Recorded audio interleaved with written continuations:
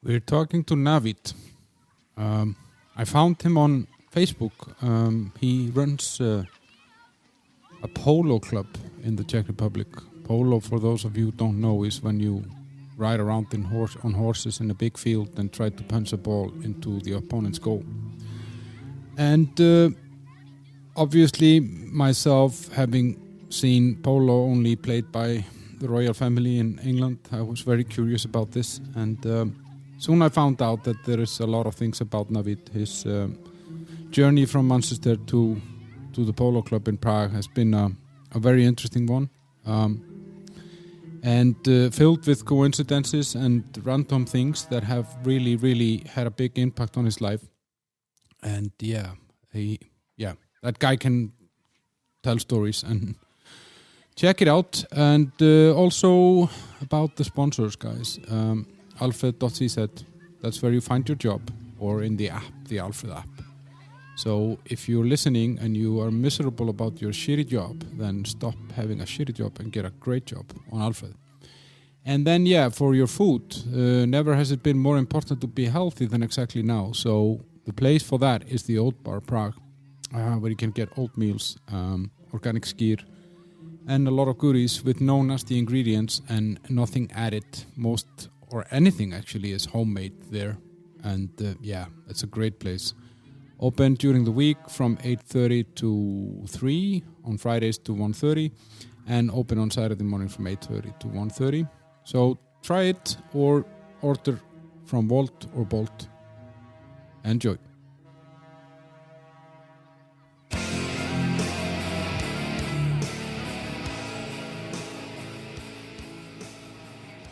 Welcome to the bunker, Naveed Gill. How are you today?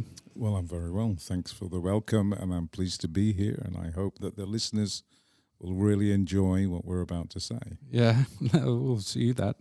I found Naveed on Facebook. Naveed runs something called Gill Polo, and I was very curious, having lived here in the Czech Republic for over a decade, that there is some guy here running a polo club where you run around on horses and try and punch a ball into a goal, I assume. He will tell us more about that later. I reached out and we started communicating, and the more we communicated, the more I realized what a story Naveed actually has. I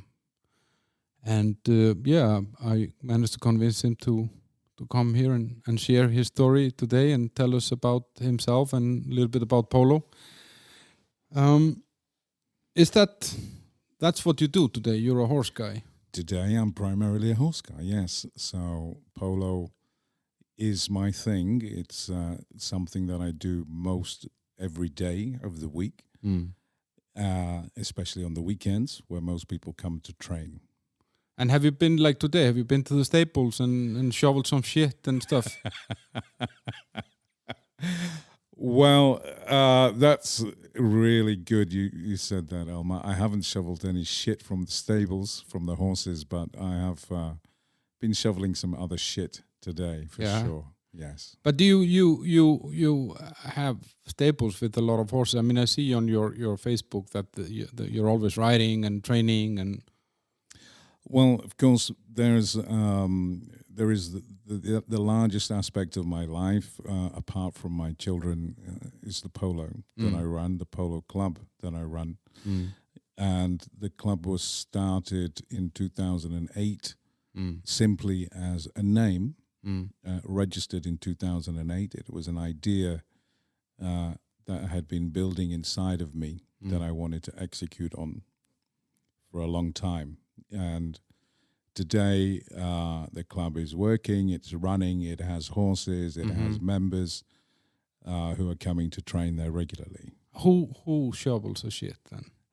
Well, luckily, the horses have a guy who shovels the shit for them and for me. Yeah. Although I have shoveled it. I don't care. You don't shy away from that. No, if it's that's life, right? When there's shit to deal with, you deal with it. Yeah. I actually wanted to ask you off air, but I can just as well ask you now. is it possible that I could come and work there in the weekends and just do, shovel shit and feed the horses and all that stuff? I think that it's very possible. That would be Indeed. great. In fact, we'd welcome you to come and shovel some shit at the weekend. Yeah, I would love to, because I used to go to a farm back in Iceland when I was a boy, and yeah, I kind of miss being around the animals and horses and cows and sheep and stuff like that. So I will take you up on that offer. It's not an offer. Just come. Yeah, got an extra job now. So yeah, I mean, as I said, I kind of, when I tracked back with you backwards from the polo in a way, then I realized that always there is somehow more and more about you. And if you tell me a little bit, where did it all start? Where are you born, and what's the background of the family? Well, originally, what I wanted to talk about was only polo, dear listeners. But Alma persuaded me to talk a little bit more about a lot of things, because although polo was interesting for him, he's more about the individual and what created that individual. So we're going to go through that now, and he's asked me point blank. So let's just start from the beginning. My parents emigrated from Pakistan. My father came to the UK in 1960 as an optician. That was his profession.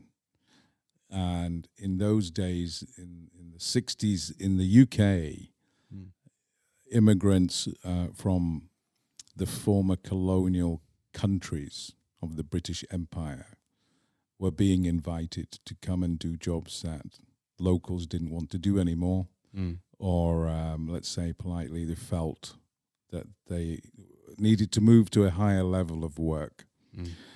And he came, he wanted to practice being an optician. Unfortunately, he was told that his qualification wasn't acceptable in the UK at that time.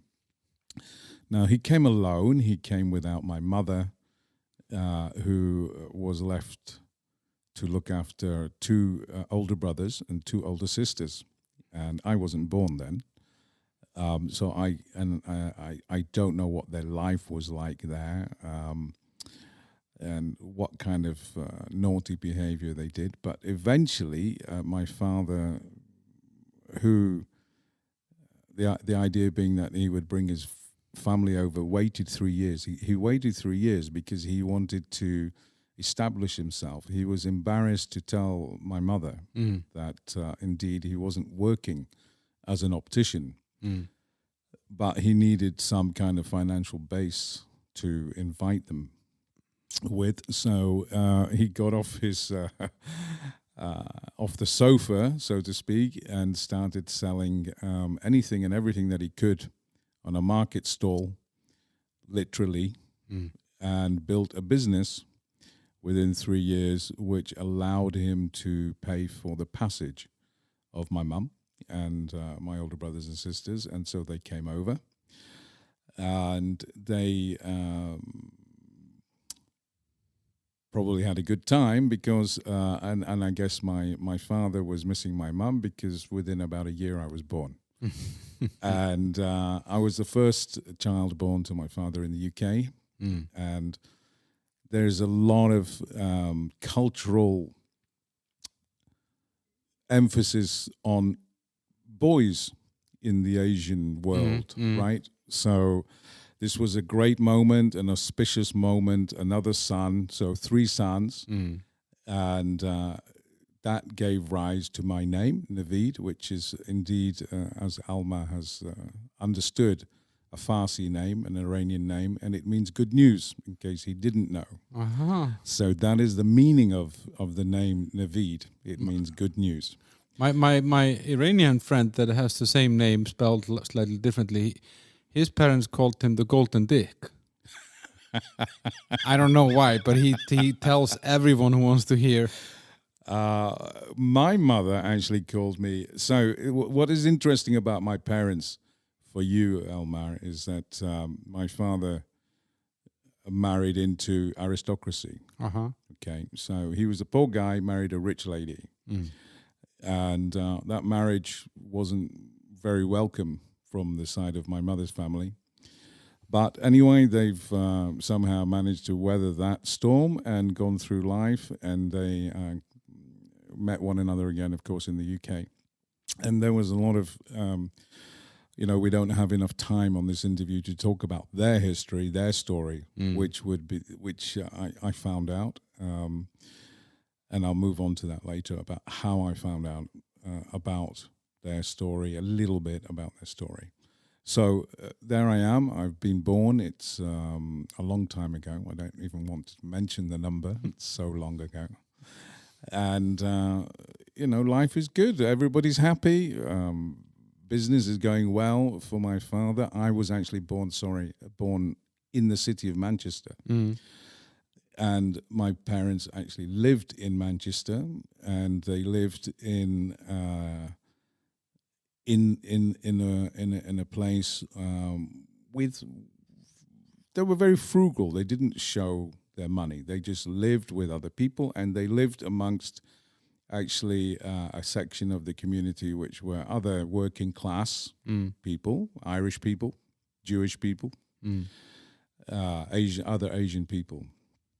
And they were quite happy. I remember playing on the street, literally playing on the street with the neighbors and kicking around a football when I was 4. And then when I was about 7, my eldest brother, who for some reason he decided that the wealth my father had generated was not shown by the house we lived in. So he decided to buy, without actually telling my father, he went and he bought a new house outside of Manchester in a very, let's call it, well-to-do area. So technically we lived outside of Manchester from the age of 7. I lived outside of Manchester, or the entire family. And we moved to a huge house. So from a little 2 up, 2 down, we suddenly moved into a 15-room house. Neither of my parents were very happy. Not because of the house, but because they felt they left their friends and their community behind. The roots, and they were just not there. And there we were, and it brings, another point. So we went from this world of other immigrants to we were the only non-white family around. And how was that in Manchester? How is that at that time, Well, we were not in Manchester then. So what I'm saying is that outside of Manchester, where people were already familiar with Afro-Caribbean people, African people, Pakistani, Asians, Chinese, whatever. Suddenly we were in a village, really. And in the beginning, we were... people used to look at us, not in a bad way, I would say, but just, wow, what's that? Who's that? What's going on? And the racism that I later experienced, I didn't experience it then. So that those days in the UK at that time, whilst we were different, everybody in that village, I call it a village, had money. Okay, middle upper class. To give you the flavor of that village, there were only 2 car companies in the village. One was Rolls, one was Ferrari. Right? Okay. These were the only 2 car garages in the village at that time. But the people, were very friendly. They were welcoming, and when they found out what my mother could cook, they suddenly started knocking on the door. They had never eaten this kind of food, and actually, we used to have regular family visits from the police sergeant, who would say, "Oh, just checking out. Oh, is that something you're cooking there? Could I have some of that food?" And I'll always remember Sergeant Radley. He was a short, jolly, fat. who loved food. Stereotypical, as you would call, policeman who was actually doing his job, looking after the community, speaking to them, but enjoying his food with great pleasure at our house. And opposite our house was a Catholic church, actually. Now, my father, he was a very religious man. His religion was everything to him, and it meant more than the money. In fact, the money side of things was only a means for him to bring his family to the country. And his main goal was to keep us all on the right side of God, right? And to spread the word of God. And he actually was instrumental in building one of the first mosques in Manchester. That's what he's remembered for. And what's interesting is that he had a very open mind, open religious mind. And that's a good point for people to understand when we talk about Muslims today. People seem to think that they're very blinkered and they have one-track mind and they don't see other religions. And my father was very open. He explained a lot of things to me. He explained how all of the religions were important, equally as important. And so one of his best friends was the priest from the Catholic Church. And they would have constant debates. Yeah. You know, in terms of their religion. Now, the Catholicism is very similar to Islam culturally, which is it's about family, right? And your family is important, and so that's why they got on, you know, because they both said, yeah, family's important. Shared the values. They had some shared values, yeah. You know, children are important, family is important, respect for your parents is important, and that relationship. One of the nice things that it culminated in was when my eldest sister got married, that priest knocked on our door and asked to remarry my eldest sister in his Catholic church, which, you know, is amazing. It's absolutely, it's a wonderful story. So she had two weddings, the Islamic wedding, or three actually, the civil wedding, the Islamic wedding, and then a kind of semi-Catholic wedding. And, you know, if you know anything about Asian culture, you know that those weddings are big, right? So 300 people arrived and filled up the church, which was more than he got on any weekend. You know?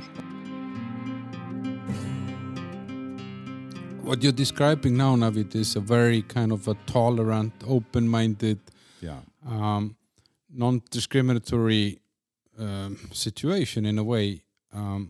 I mean, you said, for example, with terms of you being the only white people in the village or on the street, then it doesn't seem to have been harming you somehow, right? Let me correct you. We weren't the only white people. We were the only brown people. Yeah, sorry, only non-white people. Yeah. We were the only brown people in the village. Yeah.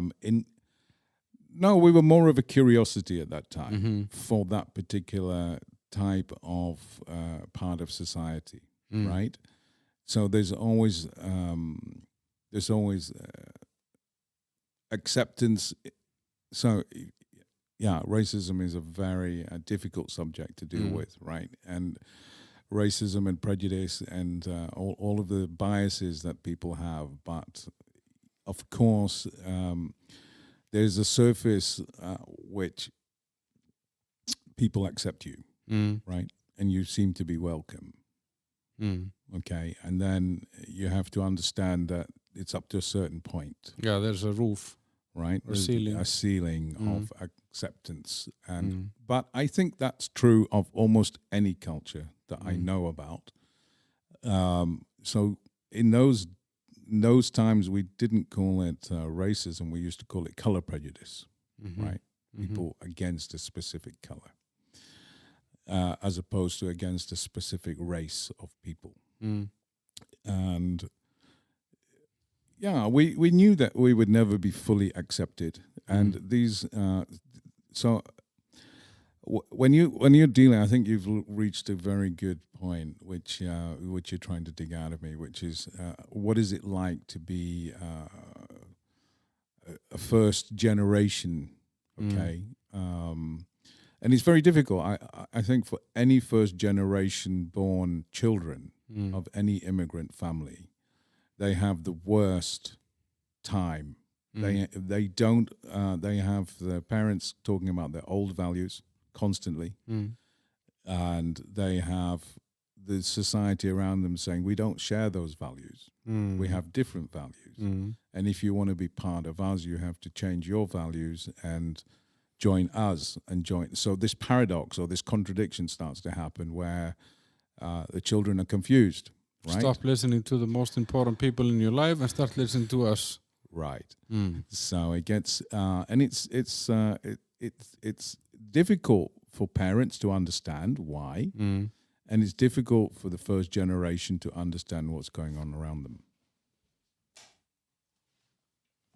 I'll just put on the light so I see my paper. I'm getting blind. Okay. So that sets up, kind of a very difficult situation for people. Conflicting. It's just interest, a conflict of interest, basically. But what you said about, like, it's interesting, like with, I mean, obviously, what we see on the news is only what they decide to show us, and we don't see the real good stories because that doesn't serve the same purpose. But what you described, for example, with your father and that Catholic priest, I don't think that we hear a lot about this today in today's news, that we hear about the tolerance between these two religions that probably still exists, though. But we, I don't know. Do you think that this has disappeared, or do we? I think that it has never disappeared, and I think that in the last, I don't think, I know, right? So what I'll say is that within the last 20 years that I've seen, with a very large swing of people to the right, both in politics and at a local level, it brings intolerance, okay? And it brings, I don't want to have a whole dialogue about politics, but what I will say is that in order for politicians to be elected, they need a platform. They will choose a platform. And if that platform happens to be, as it has been in the last 4 years in the UK, get out all of the people taking our jobs, and that's why we should have Brexit, then they'll choose a platform.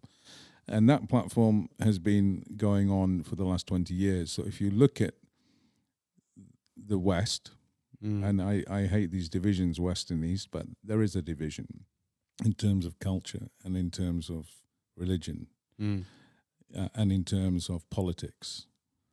And we can argue all day about whether one is better than the other, but that's not my point. My point is that in the last 20 years, if you look at the global conflicts that have been coming on board, so you have from the start of the invasion of Afghanistan by the Russians to the Americans saying we need to invade to Iran, I beg your pardon, to Iraq, and so on and so on and so on. So in order to fuel that war machine, you need to have an enemy, right? And the enemy is Islam and its radicals. And of course, every major religion that I know of has a radical, has an extreme part to it, but it's very small.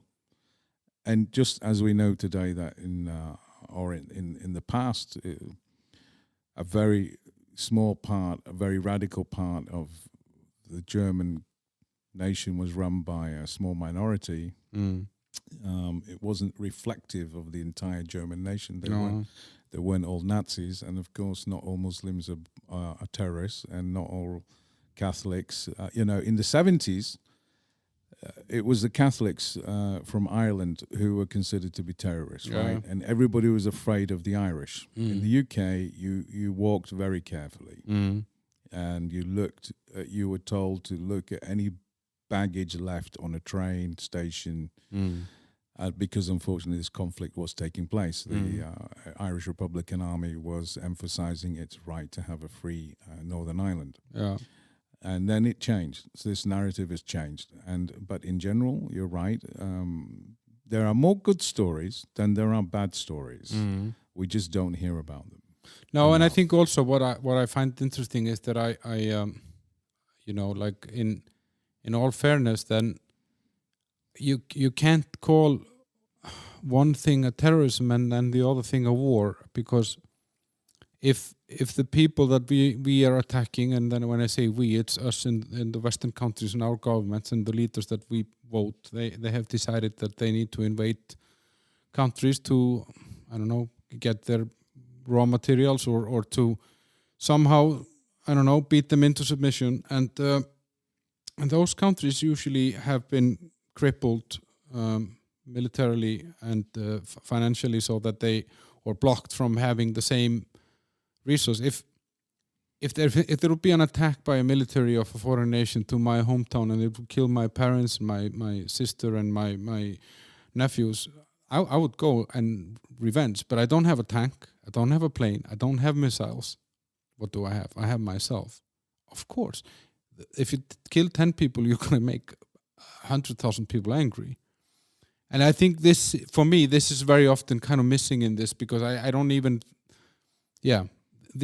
what we have chosen to call terrorism is, for me, is just revenge for whatever we have done, and we're asking for it in a way. It might sound bad to someone who has lost someone through this, but this is how I see it. Anyway, I didn't want to go into that too much. But so, growing up in Manchester, which team did you support? Football? Yeah, so football. Don't say City. Well, let's talk about football, because I love football and grew up in a city which loves football. And I have two older brothers, or I had two older brothers. With the eldest, who really didn't do any sports at all, and then the second eldest, and he was mad about football, completely mad. And when I was 7 or 8, I don't remember exactly when, he took me to my first football match. And this will, to the listeners out there now, I will give away my age when they hear this story. But I remember it vividly. I went to Old Trafford. Yes.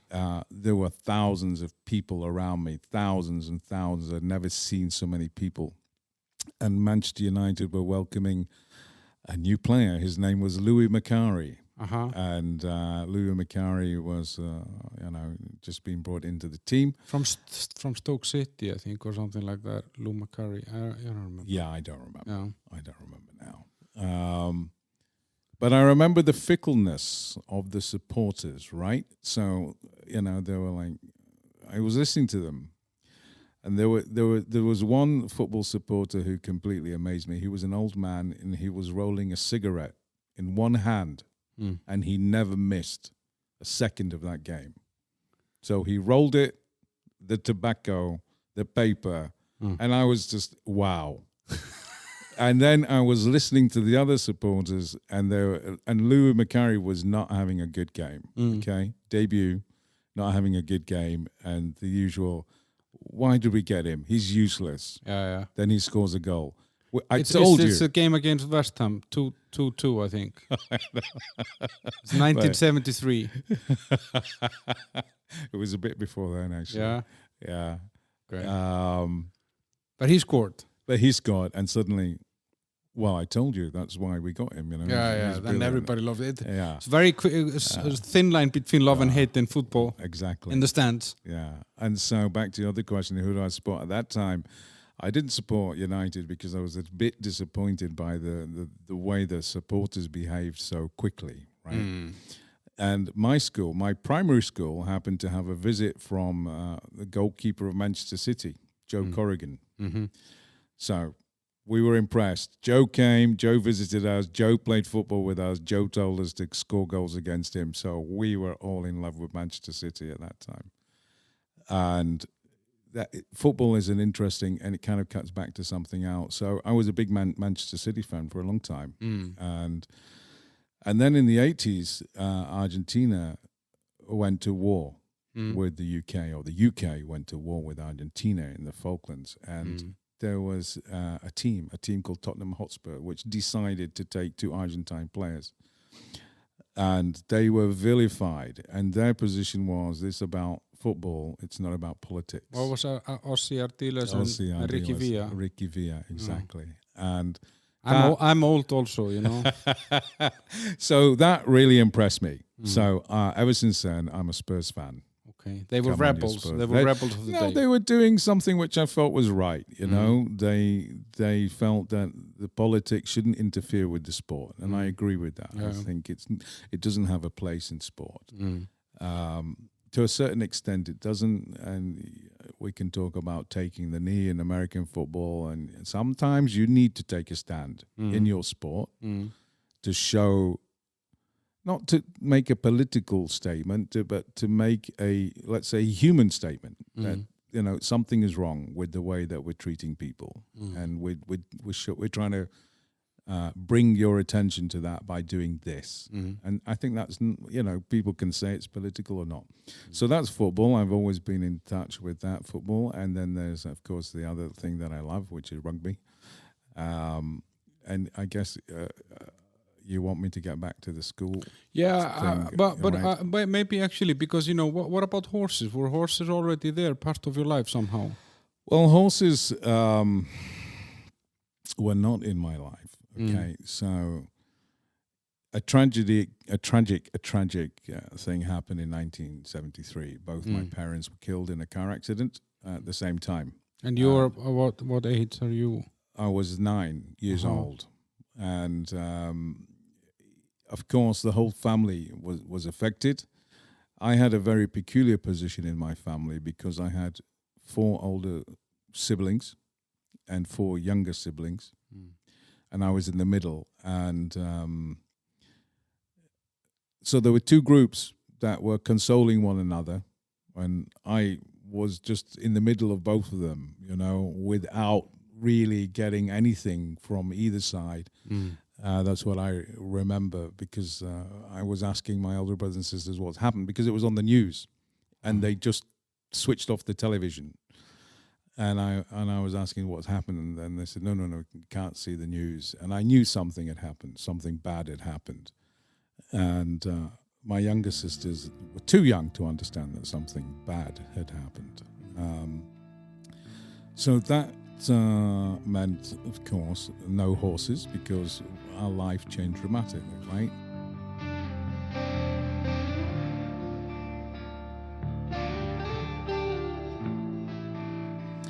Well, there was, you know, so of course no one at that time expects this kind of thing to happen, right? So my dad had made no provisions, no will, nothing. And the tax people don't care, so they came looking for their share of tax payments. We had a difficult period of time because actually my oldest brother, the eldest person in the family at that time, was only 21, right? So the state was asking to take me and my younger sisters into the state, into some custody, into a home, children's home, right? And that happened for a while. And we were very lucky. I count myself very lucky. My brother managed to prove to the state that he had enough money to look after us, and he explained to them that it was better for the state and cheaper if we stayed together rather than the state paying for 5 kids. And, of course, the idea from the state was that we would always split up as well and send to different homes. My eldest sister had already got married before then, as I mentioned earlier. So she wasn't at home. In the household. She wasn't in the household. She had to, or she couldn't come back. So there's my oldest brother trying to run the business, trying to recover the business. My older sister at university, my other brother at university, and there's me and 4 sisters. And so that's a funny story for you. So the police came with their social workers, and my brother wasn't at home. And they banged on the door and asked me to open the door, right? And I refused to open that door for about 3 hours. And there they insisted, you can't refuse, we're the police, you have to come with us. And so finally I thought, well, okay, I should listen to them. And they took us away to this children's home, and we spent some time there until all of this. I don't want to go into too many details, but it was a funny thing that happened in that children's home, right? But what is important for the listeners to understand is that one of the most important things happened to me in that children's home. As I met with the other children, my assumption was that their parents had died as well. Mm-hmm. And 80% of the children in that home had parents. Mm-hmm. And that just hit me. And it's something which completely changed my life, that I couldn't imagine that there were people who didn't want to have their kids. Yeah. And there is a phrase, there's always someone worse off than you. And that day I learned the meaning of that, really. That I just could not understand, looking at my parents, that anybody would have parents who wouldn't want their kids. And I was shocked. So a good thing came from being in the children's home, right? But still, Naveed, as a 9-year-old, how do you process this? I mean, I know it's probably not easy to talk about it, but do you understand that they're not coming back at that time? I didn't process it. Okay. The truth is I didn't process it, and I didn't accept it for at least 20 years. That is the truth. It took me 20 years to accept that they weren't coming back. That's how it affected me. It affected each member differently. The eldest brother was probably too busy just trying to keep things together to think about it too much. My eldest sister was already married, so she couldn't. Had her own things too. And the other ones, they were very bitter, right? It changed them completely. To we hate God, we hate everybody. Why did this happen to us? And they're still like that today. For me, it was a blank. I just blanked it. Just pretended that it had happened, didn't talk to people about it. In fact, I used to lie when people used to talk, when my friends used to talk, they didn't know me very well, about their parents. I'd say, I'm going home to my mum and dad too. And I just couldn't believe it in a way. And I didn't want to believe it because I didn't want my younger sisters to understand it. I don't know if that comes across in the way that I want it to, but it was very... you were trying to protect them? Of course. My job has always been to protect them, to take care of them. Something which my father pushed into me a lot. And I continued to do that. And I still do, I think, although they don't need it so much anymore. But how is a household where the head of the family is 21-year-old and runs a business also? Yeah, so that was pretty funny days, right? So the household was quite, from a certain perspective, quite hilarious. It was comedic, right? My brother, I think, so when we got back from the children's home, and he had no idea how to feed us, right? He didn't have a clue. I guess the policeman never came for dinner again. No. So the state, they gave us social workers who would come and cook, and we didn't like their cooking. So we hatched a plan to get rid of them, right? Me and my sisters, we would just complain every day about how they were horrible and nasty, and until we got rid of them. And my brother said, okay, so, what are you going to do? I said, well, just give me money and I'll figure it out.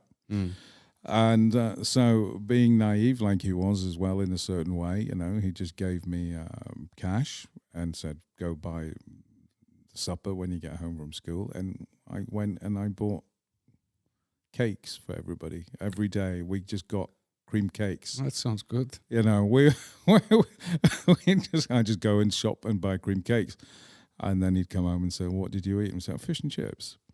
And then he figured out that wasn't working, and then he tried nannies, he tried a live-in couple. We managed to get rid of Everything, all of them over time with a big effort.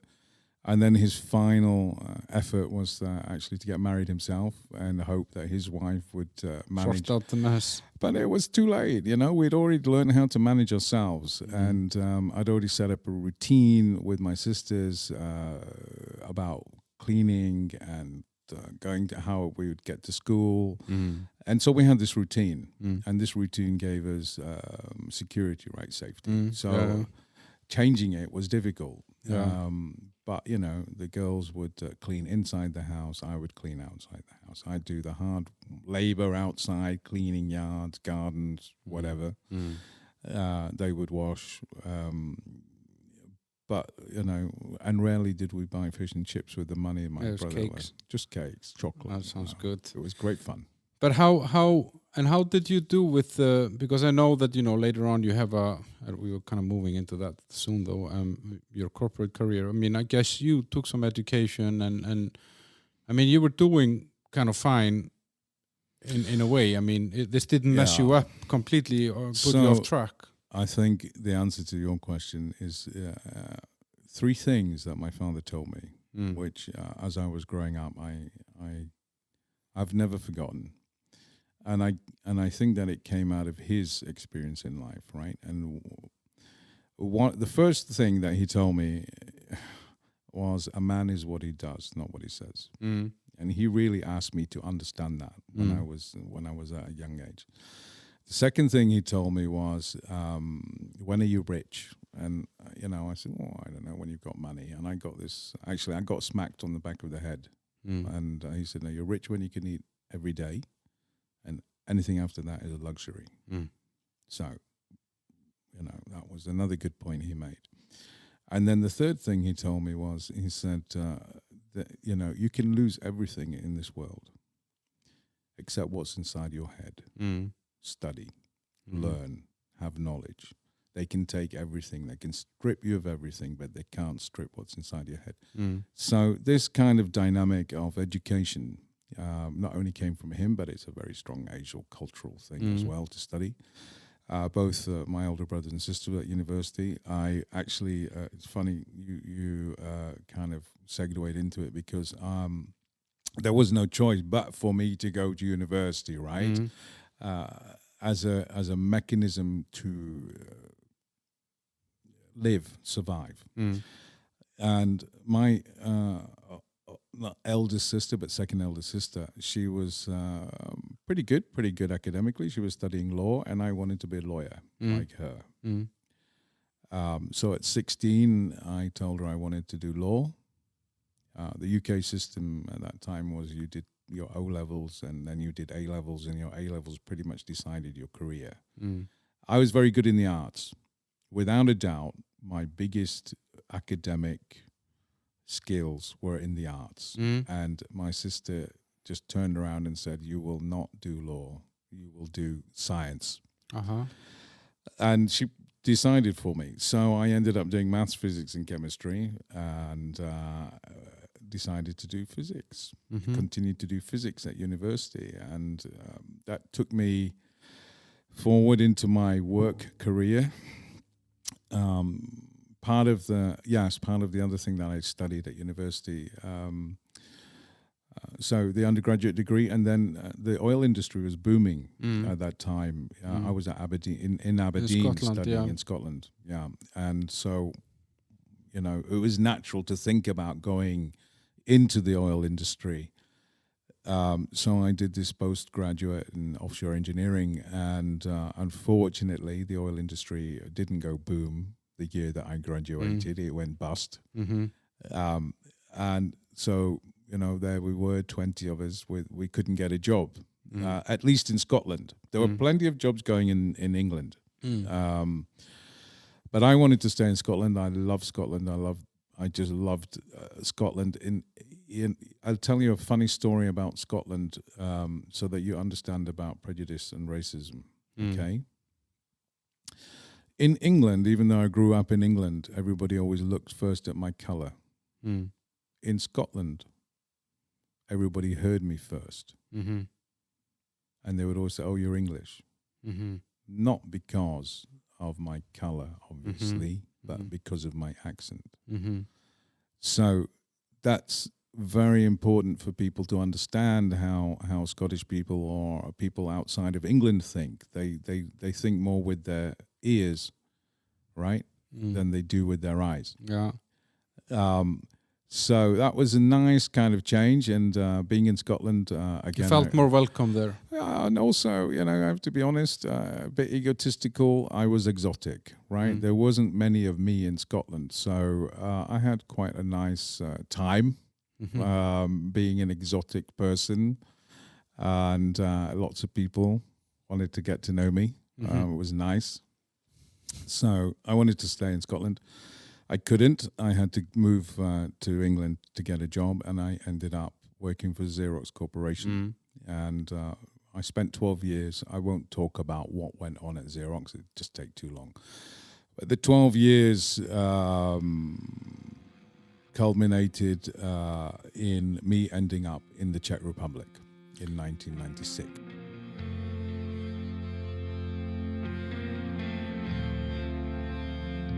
Yeah, and you come here, you kind of, because, when I was Googling you and then you kind of come when let's say the how do you say it, like the communication industry here is being kind of liberated from post-communism, and you go into that. You go into internet services and... Yeah, so the job that I did primarily for Xerox was technical.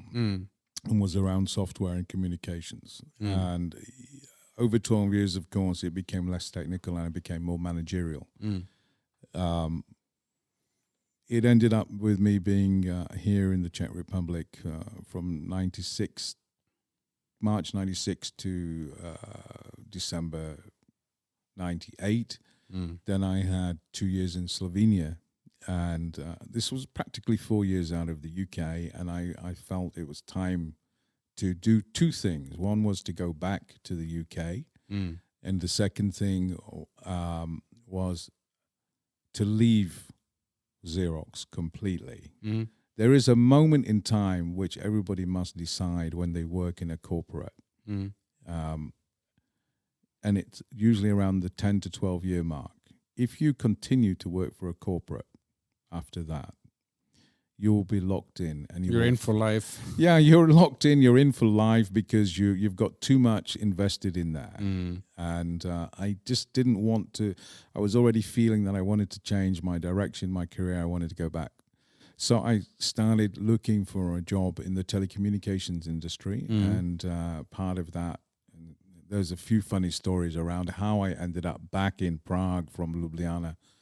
But I ended up becoming the CEO of a telco, telecommunications company, internet company. And it's right, as you say, just as the market was opening up, so there were a lot of challenges, right? The challenges were the regulatory framework, which is very boring for a lot of people, but just imagine that, almost every country goes through it, where there was a monopoly who owns everything and had all the clients, and suddenly they're told that they have to let them go and that there has to be open everything up. And and they're very upset, and they do lots of things, and we could talk for days on all of what they did.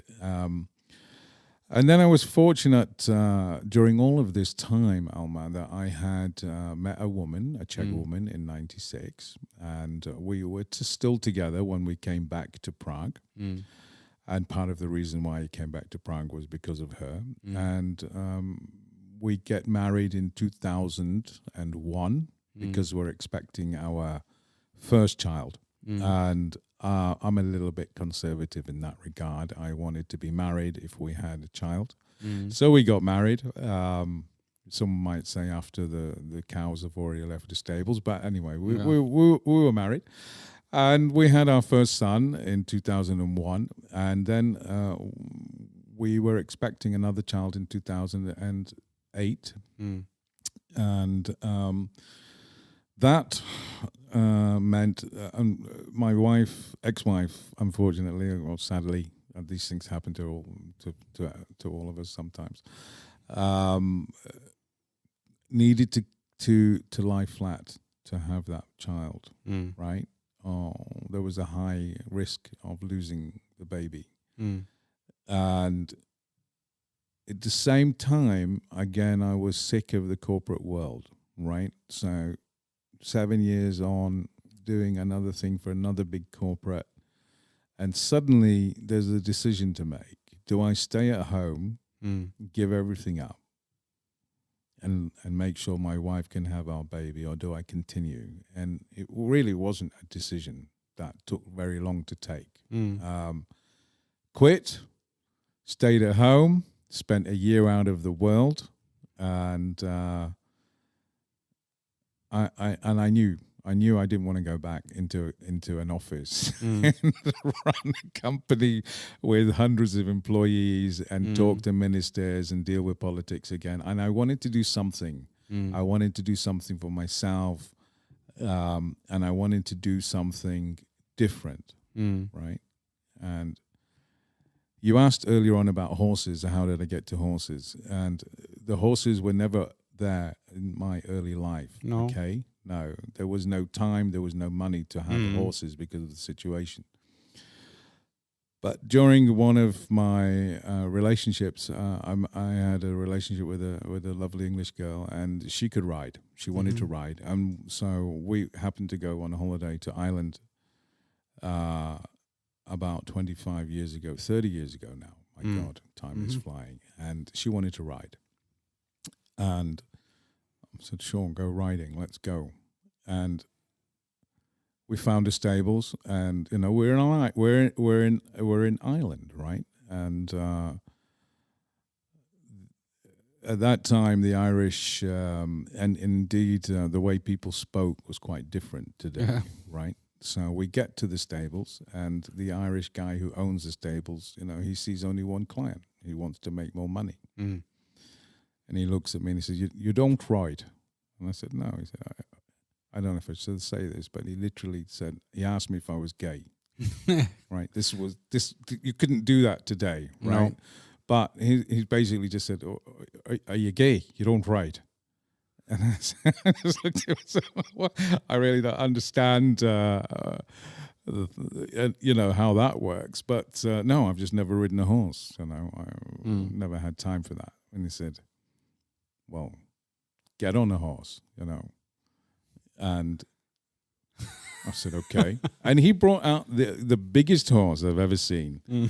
And not knowing anything then about horses, I thought, wow. You had never been on a horse before? Never. Not even on a pony in a circus? Nothing, never. Theme park or anything? No, nothing. So he brings out this huge horse, and it was so big I had to get on a tractor tire to get on it. But I'm looking down at my girlfriend feeling like a king. I'm like, look, see, I got a bigger horse, And this Irish guy, his name is Val O'Connor. And he was quite a famous Irish jockey, actually. Steeplechase jockey. He just looked at me and said, you have no idea of horses, do you? And I said, no. And he said, the bigger they are, the slower they are. That's why you got that horse, right? It's big. Just get on it. And so I got on it, and he walked with me. My girlfriend went off. I can ride. And he did this hour, and he said, sure, you're in pain. You're in lots of pain. I can see you're in pain. You won't be coming tomorrow. And, of course, he punched every emotional button that I had, at that age. And I was like, oh, I'll be back tomorrow. And, he achieved what he wanted, which was to get more money out of me. So I came back the next day. I had another lesson with him. And it wasn't a walk. Only it wasn't a walk this time. It was, we went walking, and then he did this trot I'd never done. And then he started to go a little faster. And my horse just followed him. And then he just went flat out full speed. And the horse went, and I just literally was holding onto the horse. And a hedge was coming up, you know. And he was in front. He said, "Oh, don't worry, I'll stop your horse. I'll reach for it." And then he just looked at me and said, "I can't stop your horse." And my horse just went past his horse. And I was thinking, I'm going to kill him. I'm really going to kill him. If I survive this, I'll kill him. And I had no idea what that horse would do, whether it would stop, whether it would jump or just go through. And it just stopped. It literally stopped, which he knew was going to happen, right? He knew his horse. And you can imagine there was a lot of screaming and shouting from me when he caught up to me. And he said, I'll explain you everything when we get back. And we came back to the stables and he said, "You've done everything on a horse that you would have paid hundreds and hundreds and hundreds of pounds in England to know to do, to find out you don't like riding. Now, do you like riding?" And I looked at him and said, "Actually, I apart from the fact I nearly died, I enjoyed it." And he said, "There you go, I've saved you shitloads of money." And I went back and I just got the bug and I just went crazy. I rode every single day. In fact, even the local stables were complaining that no one should ride that much, that no one can ride that much. But I was determined to get as good as my girlfriend, which meant she'd been riding for a long time as a kid, you know, she'd done a lot. But the only way for me to get to that level was almost every single day of pain for a year. But within a year, I was pretty much the equivalent of 7 years of riding, right? Most people who do riding or any kind of hobby sport, they go once a week. So, you know, you do 1 hour a week. If you want to be good at anything, you don't do it 1 hour a week. No. Right? So... that's why all my podcasts are at least 2 hours. Yeah.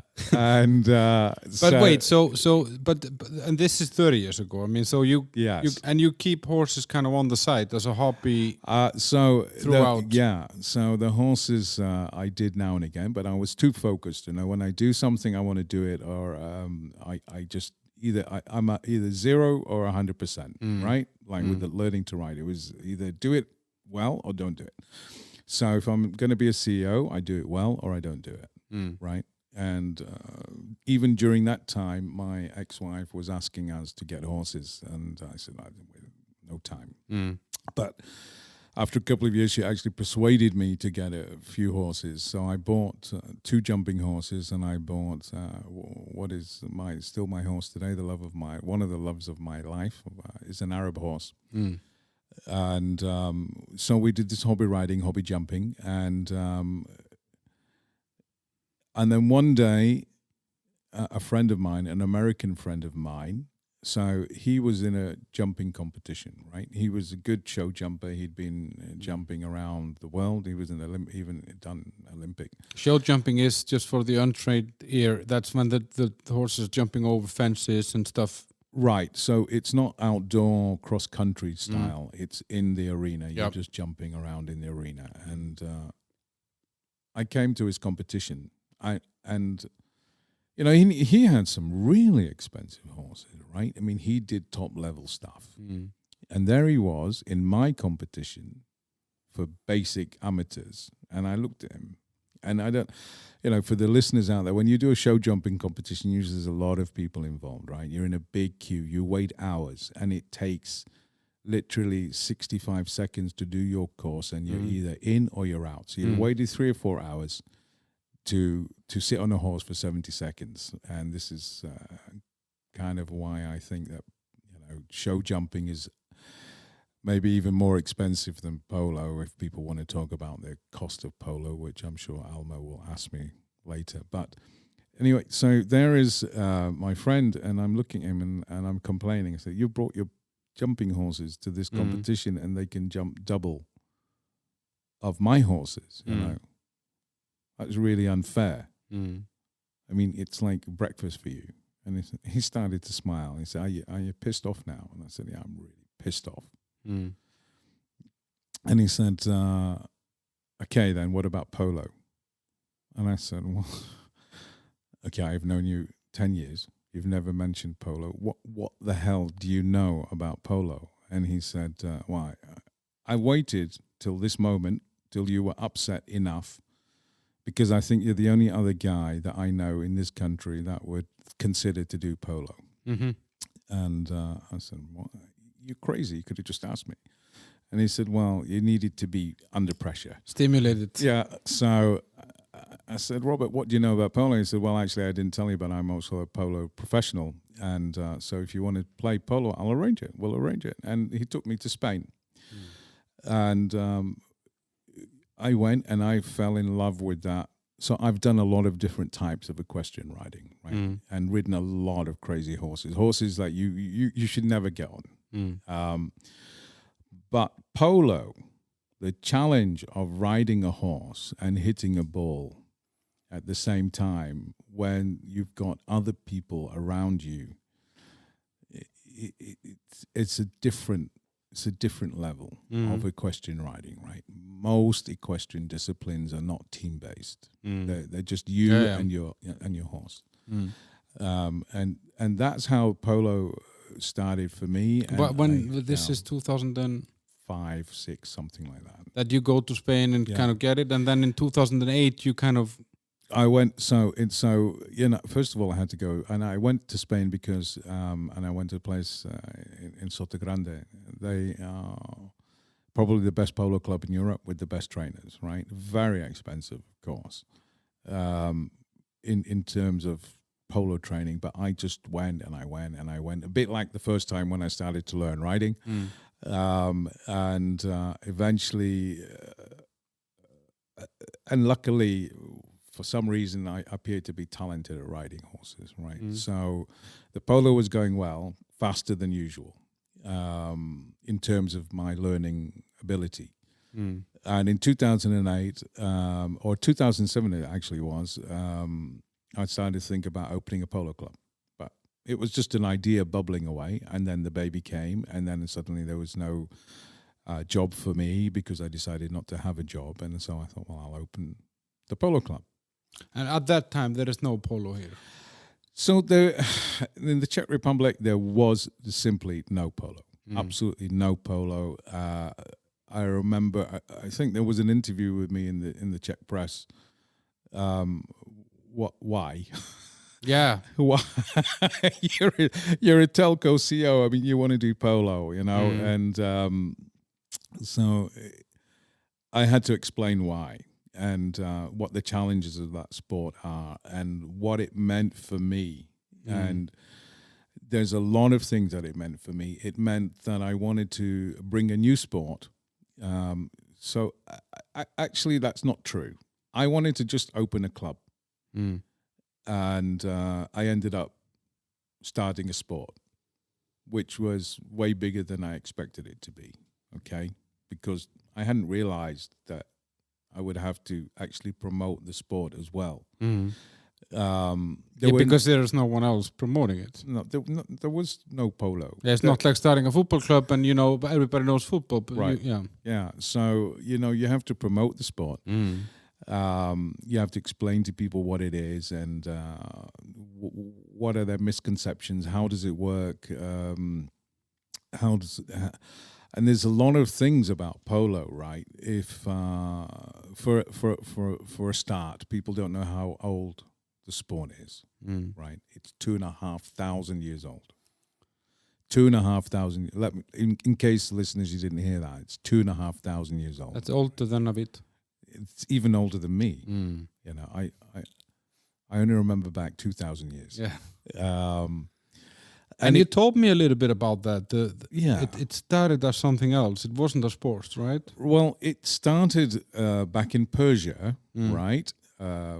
As far as we can find out, it started in Persia, in what is now Iran and Iraq.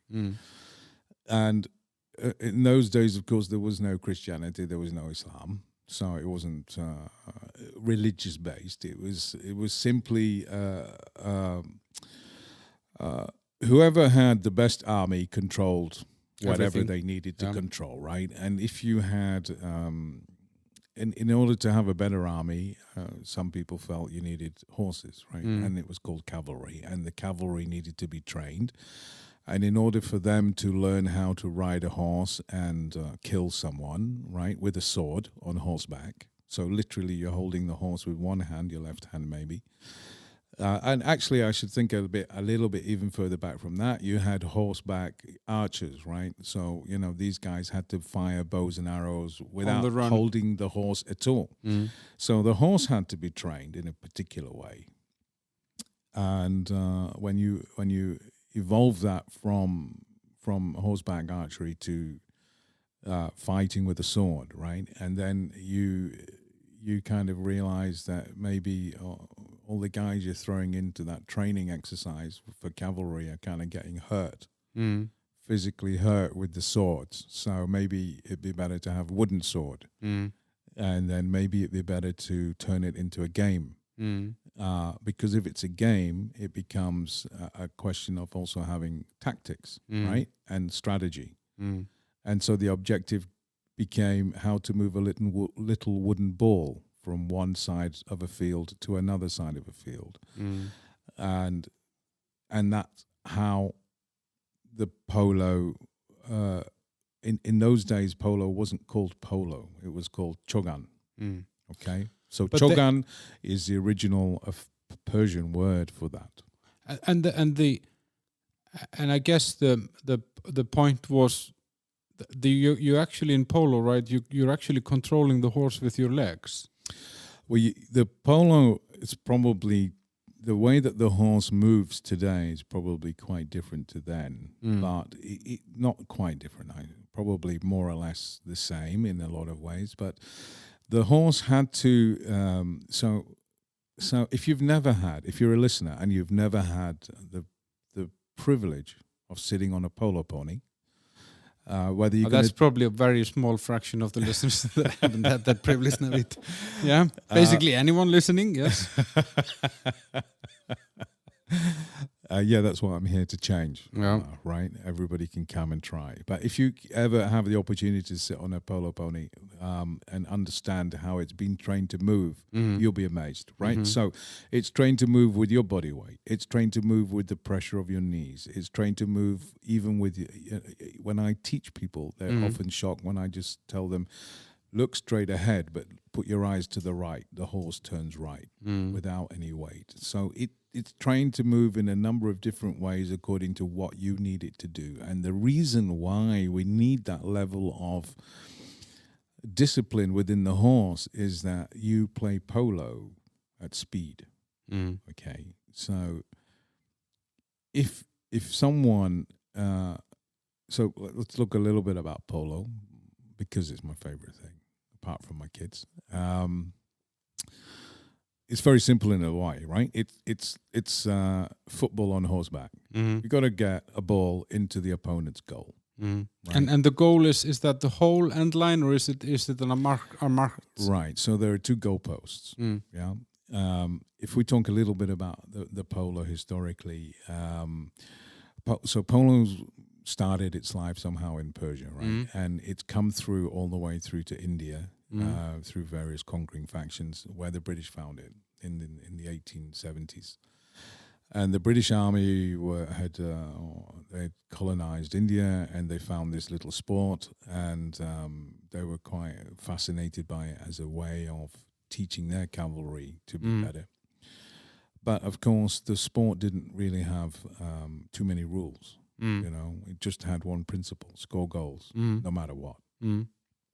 And so the British refined it with rules like you can't kill on the way to score that goal, and you mustn't smash an opponent in the head with your racket and stuff like this, or the horse. You mustn't try to kill the other opponent's horse. The hockey people could learn a little bit from this. Yeah, so some people call polo hockey on horseback, right? Other people call it rugby on horseback because it's a full contact sport as well.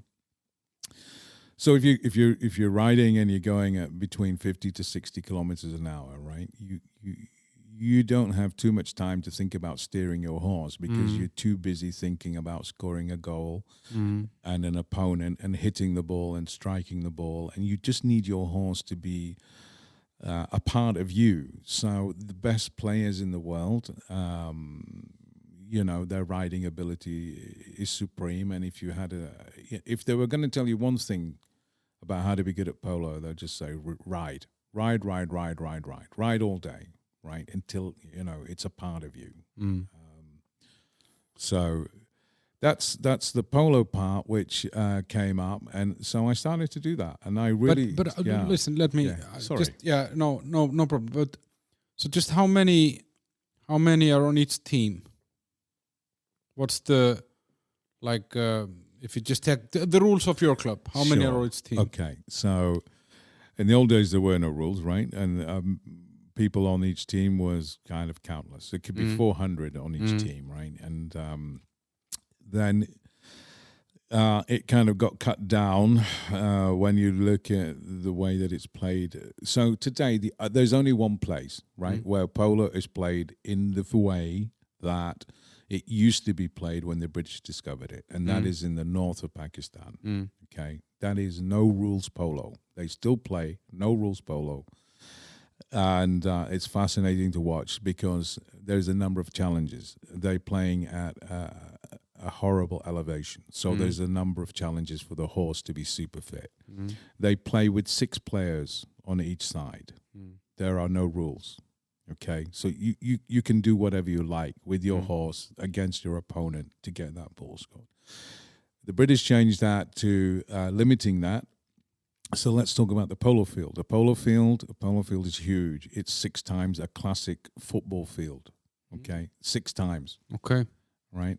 So in square meters, 44,000 square meters, something like that. That's a lot. It is a lot, and that's why you find that was one of the challenges I had starting polo in the center of Prague. Right, to find that amount of space. Never mind just for the horses to live. It's impossible. So you have 4 players on each side in classical polo, and they're numbered from 1 to 4. And the number 3 is generally the captain. Number 4 is usually the player with the most experience. He's the back player, so he stays at the back and he's more defensive. Then you have 1 and 2, and they're running and gunning, attacking all the time, trying to get or receive long passes from the 4 and the 3 to just score, right? And to ride around their opponents and try to get. And then you have a lot of rules about the way that you can now interact with your opponent. Let's make it very simple. Imagine you're driving on a motorway and you have a 2-lane motorway. When you drive on that motorway at night and there are no cars, you can move your car from left to right as you wish. As soon as there's a second vehicle, you have to take care. So you can't just go from left to the right as you want. To pass in the lane of the other horse and so on. Right. So when you have 2 players or more in a polo field, you have what are called these lanes or rights of way, and you can't cross players. You can't just run in front of a player. Like in the old days when you played football as a kid and you were a kid. Everybody was where the ball was. 22 kids run for one ball. It's chaotic. You can't have 8 players running on 8 horses to one ball, right? I mean, it would just be a massacre. So you have rules that govern the way that they can get to that ball and how to get the ball.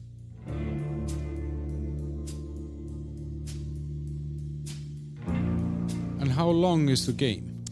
So this is one of the things why I really got into polo, apart from the physical and the mental challenges. It's a hell of a lot longer than the 65 seconds I used to get for show jumping, right?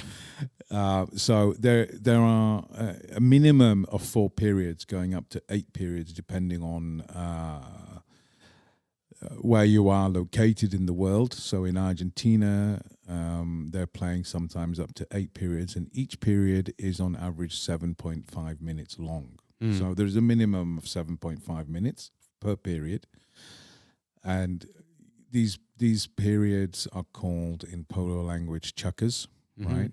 So that's the original word from India, actually. So even the word polo was picked up by the British in India because the story goes that it's the name of the wooden ball, right? And so they thought that was the name of the game, but it actually wasn't. And chukka is a bastardized form of the word chakka, which means time, right? Literally in language. So they took that and they applied it as a form of time in the game, right? So you have these 4 periods, 4 chukkers, and in between each chukka you must rest for 2 minutes. And then there's another important rule, which is that no single horse can be played for 2 consecutive periods, right? So because, and you do the calculations and you work out the horses actually run around 9 kilometers in 7 minutes, 7.5 minutes, and that's a hell of a lot at speed. Full speed, right? And one of the other big things about polo ponies is, or polo horses, is that they are probably the supreme equine athletes, right? Because unlike racing horses who just have to run in one direction, polo ponies have to run, stop, turn, go back. Yeah, they're very agile, right? So they just have to. They just do a different job, and they have to keep doing that job for 7.5 minutes. So you must change your horse. So everybody at an official game is required to have a minimum of 2 horses. Sometimes some people have more. They take it as a tactical advantage, and everything is about budget, right? So when you heard about polo from me for the first time, you had that typical reaction. But polo, it's only for snobs. Yeah, I have it here on my paper. Polo is the game of the royals. That's in the eyes of us, the humans, you know. The peasants. So for is it? Yeah. It's for the royals. It's only for the royals. I think I mentioned that my mother was aristocracy. Yeah. Right? Now, of course, it isn't, and in a way, it is. So, typically, in any culture or any country, people who had horses were generally wealthier, right? To have a horse. Even farmers got wealthy over time. Even if you wanted to be a snob and say, well, he works in the fields and uses his hands, but they did get wealthy over time. So in order to get access to a horse to play polo, how do you do that, right? You either have money or you go find yourself a horse running around, and in some countries like Argentina, that's possible, right? So if you compare Argentina to other countries in Europe, there are 1 million horses running around Argentina for free. Just wild horses. Wild horses, right? So in Argentina, polo is like football, right? You just go grab a horse and you train it and you start to play it, right? In the West, horses are not like that, right? No. You have to go buy a horse. You can't find a free horse, a wild horse.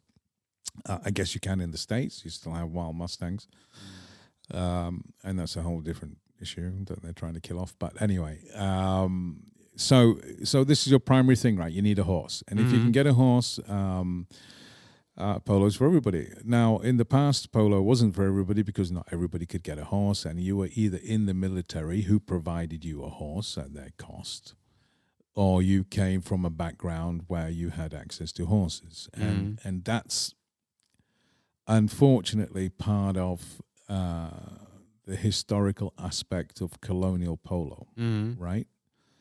So one of the first big legends that we should explode is polo is not a British sport. No, it's right.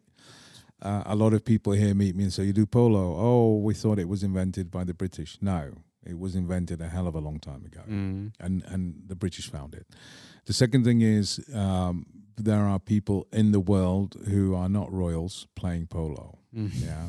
And it's like, it's a sport. For me, it's a sport. And everybody can play that sport. They just need to get a horse or borrow one of my horses. And I'm not the only polo club in the world that says we have horses here, so you don't need to invest in a horse. You just need to pay for the time or the use of that horse and my time, right?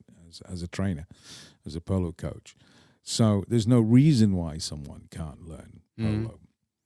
And costs of polo have dramatically changed in the last 20 years, right? So because of people like you, I guess, that are making it available to anyone. Well, so let's talk a little bit about one of the big rules in polo is that it's a handicapped sport, right? Like kind of like golf, but it's in reverse. So the more positive you are in polo, the better player you are, right? So that creates a pyramid of polo, right? On the base of the pyramid are a lot of players with a very low handicap, and they're happy to play that way, and they're quite happy, and this is the base, and it makes up the majority of polo players globally, right? And on the top, you have the lucky ones who were maybe sponsored by someone who saw some talent, and then you have people who are very rich, and they want to do that sport, so they have the financial means to make themselves better. And you have the polo dynasties, by which I mean breeders who've had polo breeding, polo pony breeding, polo horse breeding operations for generations, and they play because it's in the family, it's a business for them. And you have, I've had, so if we take, for example, I've had people as old as 67 learning from me, and as young as 10. And let's say if I wanted to come to your stable, not just to shovel the shit, but I wanted to play polo, how would that work? What will that cost? Right. So when you look at the cost of a general, so how does it work across most equestrian disciplines? Right. You go and you find, if you want to do show jumping, you find a club, and you look at the price list and you go, oh, okay, that's €50 or whatever it is today. That's the average price. €50 is something for an average riding lesson. Okay, and you look at a polo club and you go, oh, it's €100. Why is it double? It's more equipment, or so the explanation for that is that first of all, we're playing on a bigger field, so it's more intensive for the horse. Secondly, imagine that you came and I said, let's teach you polo today, and I'm on a big field, and you just wouldn't hear me, right? On this 6 times a football field. So I need a horse. So now there are 2 horses because it's the only way it's going to work. So polo is unique in that sense that there's always 2 horses in play: the trainer's horse and your horse, and that's normally the way that it has been taught in the past, right? Today you can have a polo lesson for this €50 or €60, okay? But that's generally a group lesson. So in order to make it cost effective to keep and maintain the horses. But when you look at a standard equestrian lesson, it's very unlikely that you would also pay €50 for a private lesson, right? You're always in a group. So if you actually do the economics of that lesson, and of course, being an ex-CEO, I do my polo in a kind of economical way as well, a financial way, right? So if you paid €50 for a group lesson, you're actually getting about 10 minutes of time from the instructor because he's got 5 other people to teach as well in that group. So you've actually paid €50. You're making a very good case, Naveed. Tell me the price. 100 euros? No, it's 50 euros. My place. 50 euros. Yeah. And what do I need to bring if I want to? Nothing. And yourself. That's all the gear, and you could take in someone who never. 90% of the people I've taught have never ridden, which is even better. What the fuck? And they've never ridden in their lives.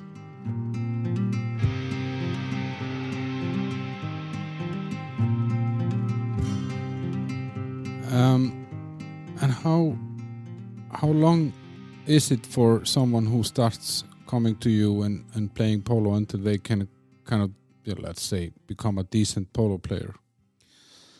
Yeah, every beginner asks that question, and my answer is very simple.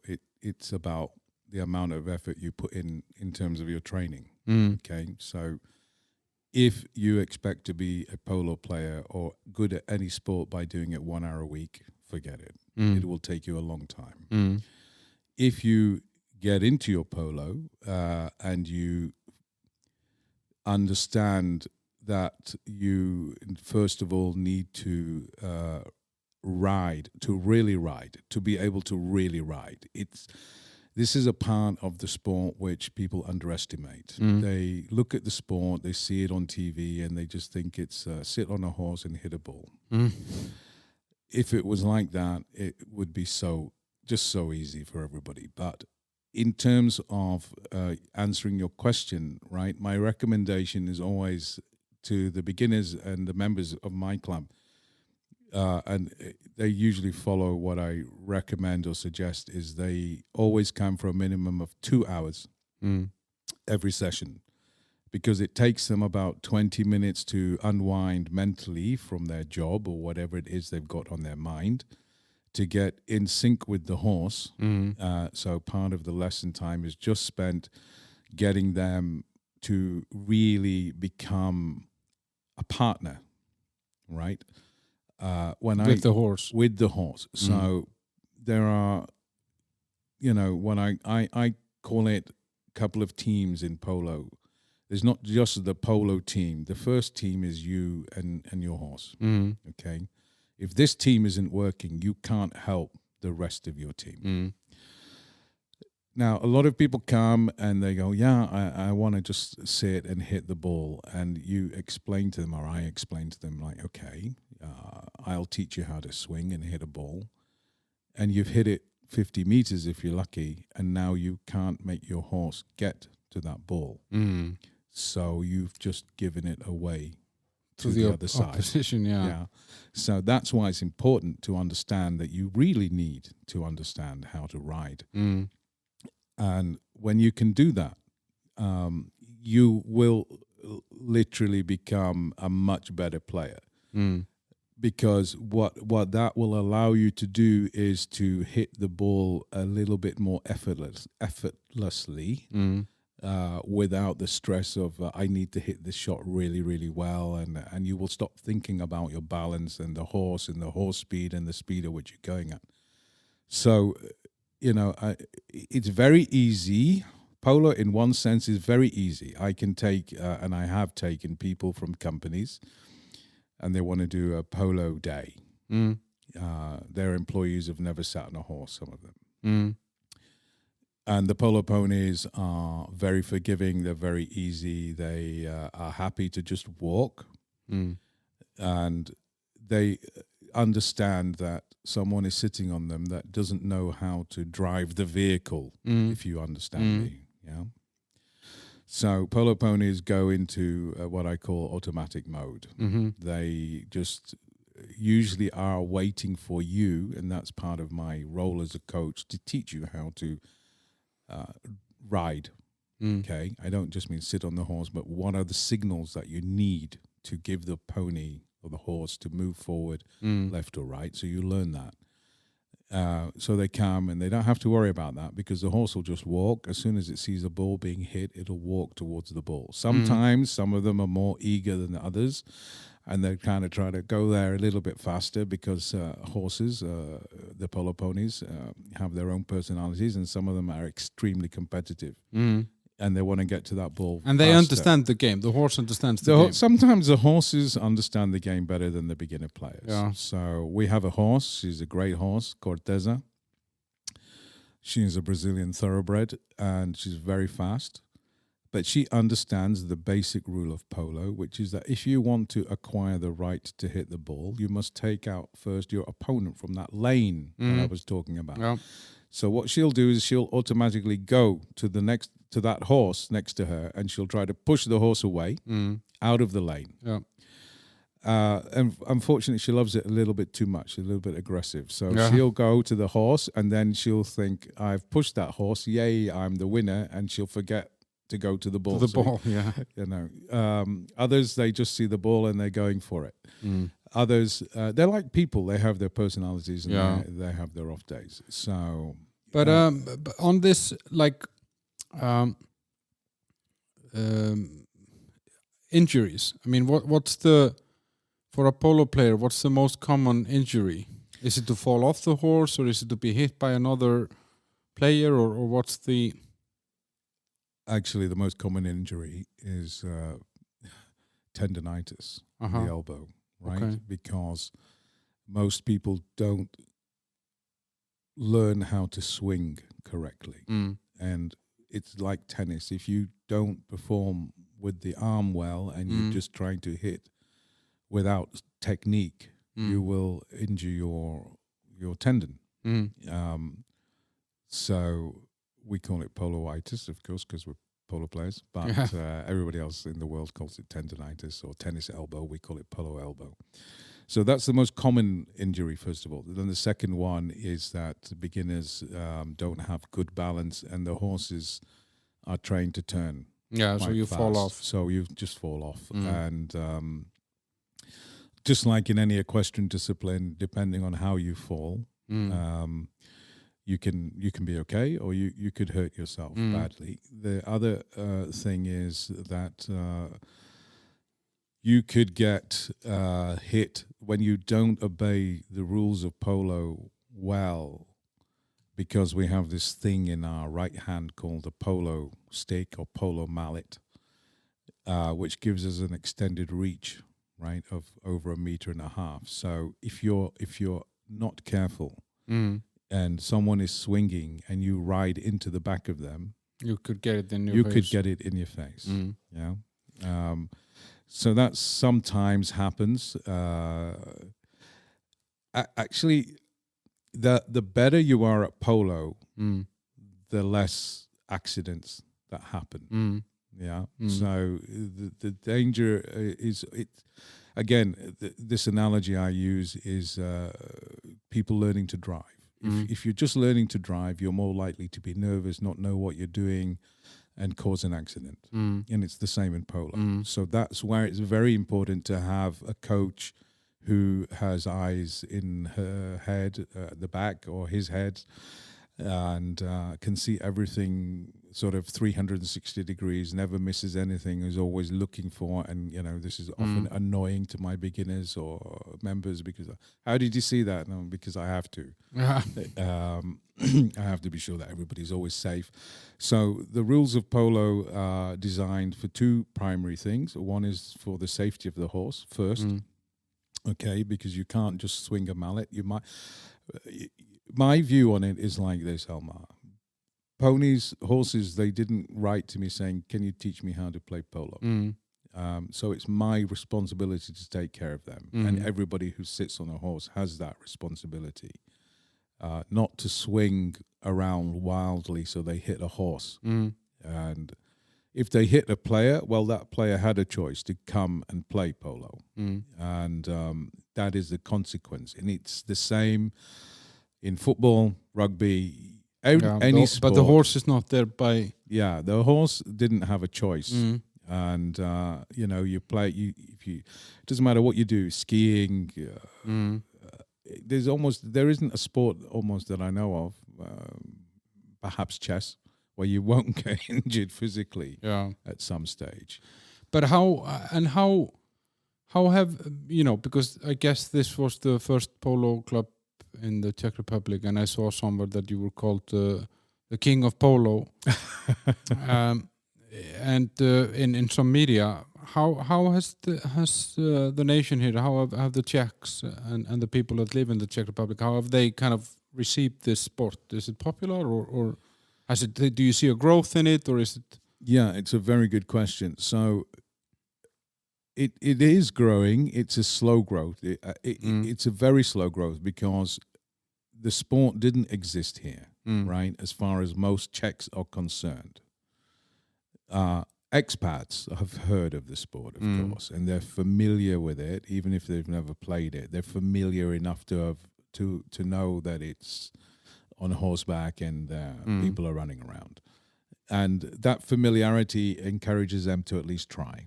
Czechs, it's a cultural thing, in my view. They are very conservative. They are used to sitting on a horse and jumping. They are used to doing dressage. They are used to doing horse racing. Watching polo for them is something that looks very complicated. There's a lot to do. You have a lot of things to take care about. That's the first thing. The second thing is it's a sad thing, but it's true. And it's about your point of view. Some people would rather be, and I don't mean this in a bad way, please, anybody listening out there, but would rather be a kind of member of something which is, even if they never achieve anything, a member of something, as opposed to a king in a little country, if you understand what I'm trying to get at, right? So it's easy to be in the world of show jumping and to be among thousands of people, even though you're not recognized, because, it's a larger community. It's a larger community, right? And because of, there's this, then there's back to that point you made earlier on, right? There is this misunderstanding of how polo players are, the perception of the sport. And when you look at it, it kind of seems reasonable, but then it's about as reasonable as saying, well, I don't like Japanese food. Have you tried it? No. Well, then it's not reasonable to have that opinion. So what is interesting for you is, yes, I'm not sure if someone calls me the king of polo here, but they have called me the father of Czech polo, táto českého pola. And one of the funny things that happened to me on my polo journey, right, was there I was back in 2009, ego running. I've started polo, and I happened to go to the Hippological Museum in a place called Slatinany, and Slatinany is just outside of Pardubice for people, let's say, who want like to an know. hour from Prague. Yeah, but anyway, it's a famous museum for history. And as I walked in, I was approached by a man one day as I walked in there, and he started waving at me and gesturing and asking me to follow him. And he took me to a room which was locked, and he opened that room, and I was amazed. Inside that room was were polo cups, polo mallets, polo saddles, everything that you can imagine to do with polo. And part of me, half of me was like so happy, and half of me died because I wasn't the inventor of polo in the Czech Republic. Right. So the fact is that there was a history of polo in this country before it became the Czech Republic. And at that time, I ran my polo club outside of Pardubice, let's say. And I ran it on the estates of a famous Czech noble family, not because they were noble, but because they simply had the facilities that I needed. And when I went to this museum, so this Czech noble family, actually, they're very famous for being around horses, okay, and developing horses. And they actually were responsible for the development of something the Czechs call the parfosnihan, which is fox hunting, okay?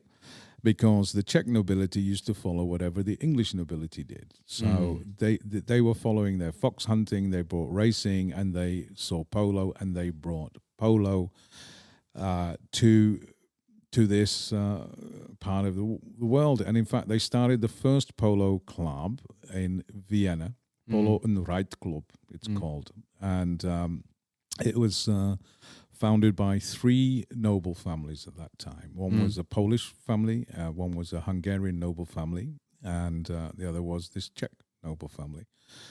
And they tried to grow the sport, and then unfortunately there was the Second World War, and then there was the advent of the Russian invasion, and it all got hidden away. Everything got locked away into this little room that I was shown and forgotten about. And that's because the communists and the Nazis didn't want polo.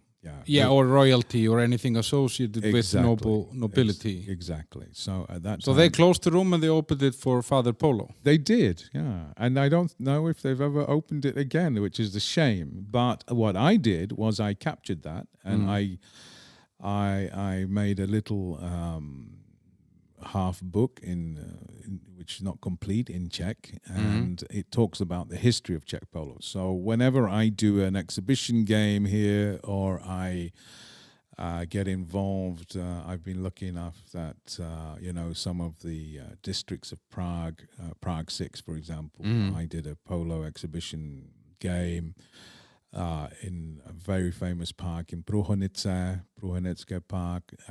So I always I've made exhibits of these Czech memorabilia, pictures, and explaining to them that whilst they may have thought I started polo, it's true, I did, but I restarted polo, is really the truth. But wouldn't it just be better to be Father Polo and just, kind of hide this...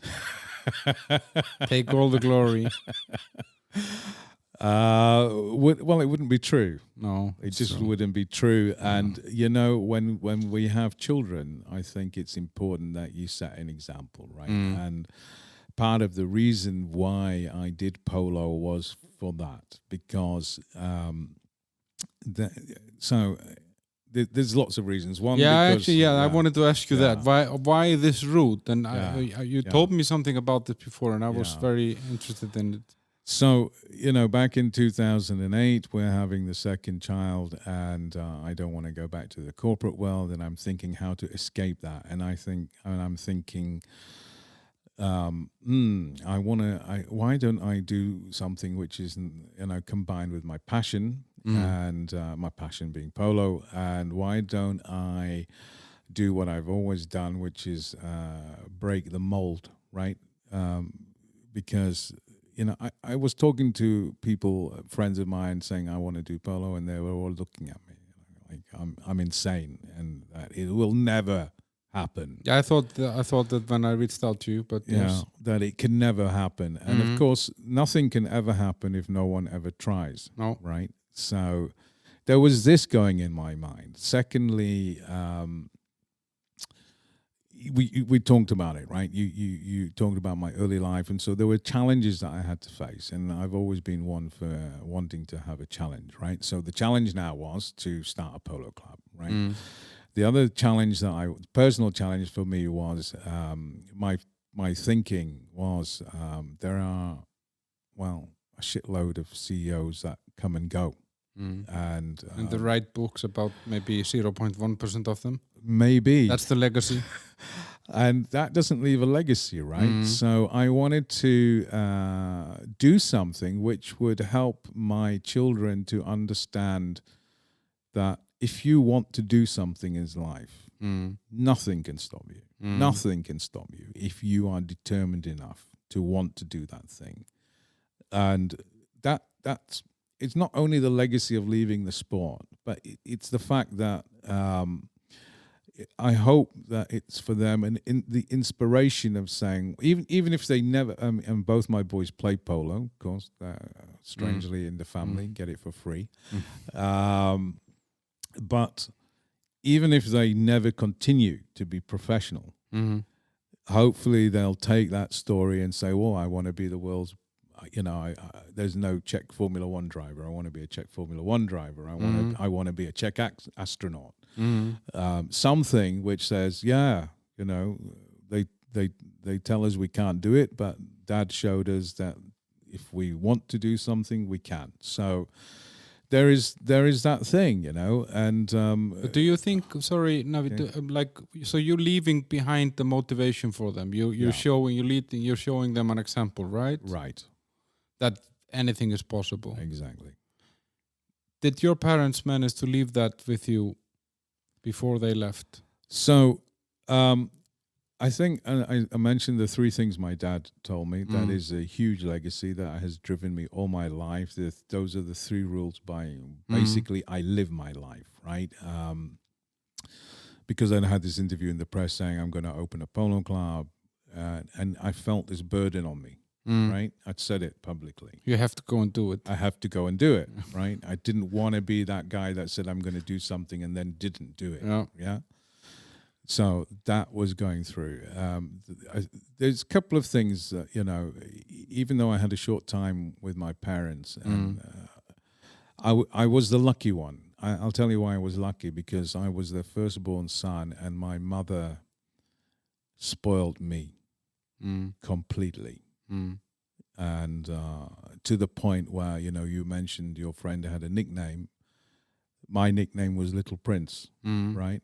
There was nothing that wasn't good enough. There was nothing that I was so spoiled that there was nothing that I couldn't go, I want it, and I wouldn't get it. And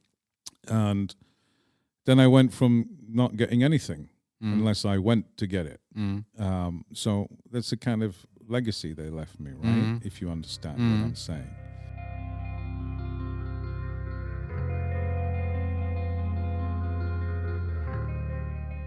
I have to say, Naveed, I mean, you've had quite an interesting journey, and I know that, we could have probably talked more. I mean, you had a challenging childhood, and the first born to a immigrant family, or, let's say the first generation of immigration, challenging thing to be, and I mean, you could have stayed in the business world and probably had a nice time, but you went on this polo journey, which is quite fascinating, and to leave something behind and show a good example to your children. If we think back 1,000 years from now, will there be the guy who started polo in the Czech Republic? Will there be it all started with this guy, and this will be a huge sport? I'm sure it'll be. It all started with this guy. Yeah. I don't think it'll be a huge sport. Polo is a very difficult sport to make huge. But it could be bigger here than it is, though. I mean, there is still a lot of... There's a huge room for growth in here, and it's kind of the mission I'm on, right? Yeah. I'm a kind of, I run the club, but I'm still an ambassador for the sport. I have people coming to me from the UK for training, from France, from Germany. But I'd love to have, and now that traction is happening, more Czech people. And I think that the other problem and has been that, and it probably wasn't something which I had taken into my mind, into consideration, right? So we are in the Czech Republic, and yet my website is in English. Yeah. And so, of course, it's a barrier for people. Yeah, it is. And they're nervous to call. And so now I've, got a Czech website going. I conduct lessons in Czech as well as English for people. And now we get more Czech people coming because, they call and it's not, yes, hello, it's Dobrý den. Dobrý den. Yeah. And so they're much more comfortable. And it just, it's a silly thing. It's a small thing because you think polo, you think, right, it has a certain cost. So maybe a certain group of people will come and they will already be speaking English, right? And actually, you've got to keep track of the economic pace, right? So Czechs have also improved their lifestyle. It doesn't mean that they're speaking English more. No, and even if, I mean, unfortunately, even though a lot of people here speak English, they are not necessarily comfortable speaking English. Right. And I mean, it's funny because, you know, I have my parents both, 70 and older, and they have never, wouldn't say that they speak great English, but they have never been shy of using it. And I think that's something that you see here. People are a little bit more reserved. So it's definitely a barrier for them, which will probably remain for some time. We are kind of coming to the end. Just wanted to ask you, so if people want to know more, where should they look? Where is the first starting point? You have a website? If they want to know more about polo. And your polo club. Yeah, so I think the simplest way is just to Google Czech Polo, and my website will turn up immediately. And your webpage is? And the webpage is gillpolo.com. GILLPOLO.com. Yeah. And then I guess there is a Facebook page as well. Yes, we're on all the social media, so you'll find us on Instagram and Twitter and Facebook, of course. Okay, that's cool. And is there anything particular that you're working on now that is kind of up and coming? I mean, you mentioned that the book about the memorabilia. Are you working on some projects like this? Any publication or anything like that? I just so of course polo. It's my work. It's my life. But I have to do a lot more. I'm driven to do a lot more, right? So I have, created an equestrian site for polo equipment, for example. I do all the web stuff myself. I tend to, because of my father's business, which was actually ended up being clothes designing clothes and a fashion business, right? So I always had this thing. It's in the family somehow. Yeah, somehow. So anything you see on the website, I've designed, right? So you're designing equipment and clothing for not the equipment, but the clothing, right? So I do the graphics, I do the design, I pretty much, and I'm happy with learning stuff, right? Yeah. So having to learn how to use Photoshop or Shopify or understand how to integrate payments. So I'm still a technical guy as well, right? Then the other things that I do is I do business consulting for companies. So still doing that management consultancy, right? Helping startups to get better in the way that they do whatever they need to do to be better. And sometimes they, a lot of the time they hear, about how they could do better in a certain way because they're not working as a team, and then actually Polo helps with that, right? Because you can explain them how you can work as a team, and you need to delegate, not just be the one who wants to be the goal scorer all the time, but so everybody has a role. Yeah. So actually Polo really facilitates a lot of team building for companies too, and then I think if there's one other thing.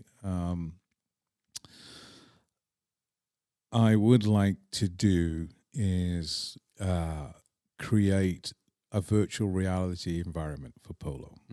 Okay, so I'm speaking to one company that does that, and it's going to be very complicated, but the point would be that you or anybody could experience the horse, and it's from a training perspective, right? So if just like VR is supposed to be, if you can train someone enough in VR to do something, easier to put them in the real life, right? So that's the purpose of that project. It will take a number of years to get that done because it takes a lot of cameras and a lot of recording and a lot of programming, and it's not a financially opportunistic program. So it's not that someone wants to come and invest in me and help me to do that. You're definitely on a niche there. Yeah. So there's that, and then there's and then of course my boys that are growing up.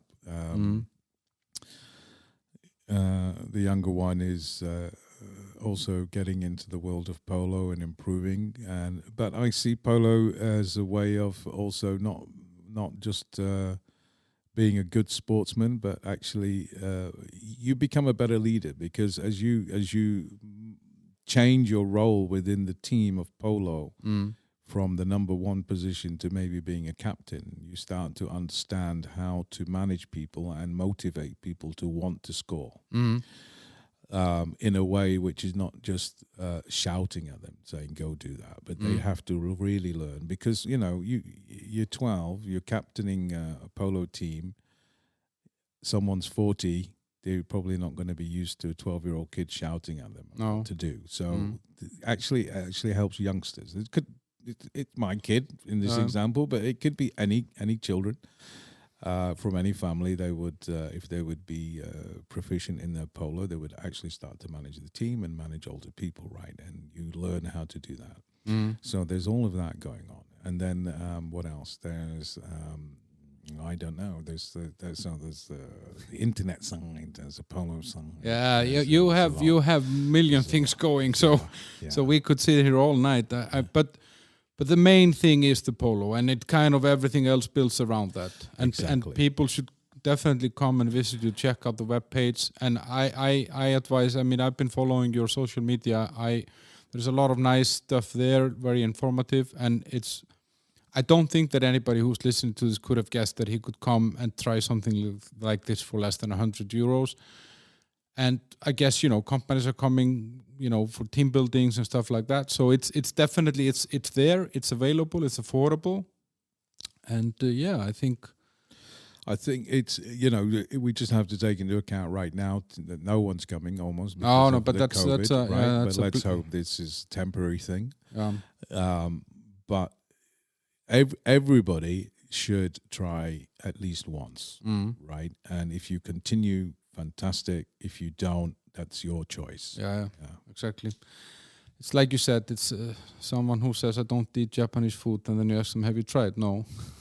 But guys, the show, you need to follow the show so that you never miss an episode. The web page also, the Facebook page, is the Bunker. How the hell did we end up here? And then I have an Instagram account that is called the Bunker Prague or Bunker Prague. I'm not sure. You'll find it. It's just some bullshit stuff. And my Twitter and my personal Instagram is Midlife Crisis Warrior. And thanks to the sponsor, Alfred Jobs and the Old Bar Prague. And if you're listening, give a review, tell your friends, share the show. And Naveed, the Prince of Polo. Thanks for coming. Well, thank you very much for having me, and I hope that I get to turn the tables and interview you. And how the hell did you get here? I will see about that. I think that will be a very interesting story. Do that in the Staples when we're shoveling some shit together. All you listeners out there, just keep writing to me, telling me you want Alma to tell his story. We'll see about that. Okay, guys, see you. Thank you very much, guys. Thanks all for listening.